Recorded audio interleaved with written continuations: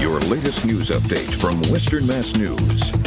I'm Chris Pisano with a look at your headlines. UMass Amherst officially announced the appointment of a new chancellor, and he took his first tour of the campus Monday. Dr. Javier Reyes comes to UMass after serving as the University of Chicago's interim chancellor. He'll replace the current chancellor, Kumbal Subbaswamy, who's retiring after 11 years. Dr. Reyes will start on July 1st. Early Saturday morning, Springfield police, along with the Firearms Investigation Unit, arrested two suspects at Worthington Street and Stern Square.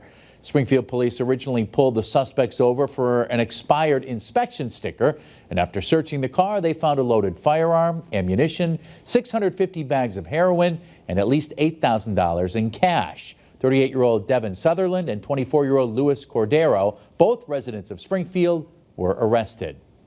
A car accident Sunday night in Vernon, Connecticut left a Springfield teacher dead. 26-year-old Bianca Colon Hernandez, who taught at Springfield Prep Charter School, was pronounced dead on the scene. Police confirmed that a 1-year-old suffered minor injuries in the crash. The accident remains under investigation, and anyone who witnessed this fatal accident should contact police. I'm meteorologist Jana Brown with a check of your forecast. There is a low risk for some showers Tuesday morning, mostly up around the Route 2 corridor.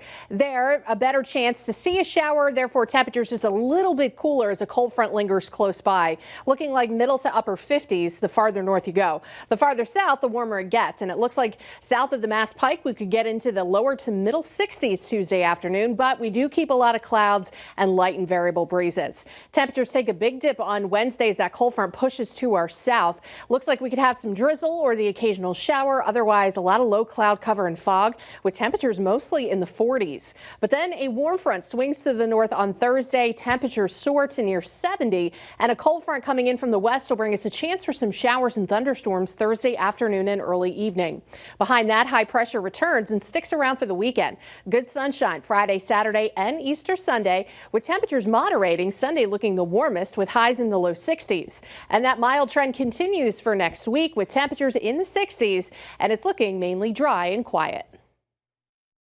Stay with Western Mass News on air, online, and on our app throughout the day for breaking news, weather, and exclusive content.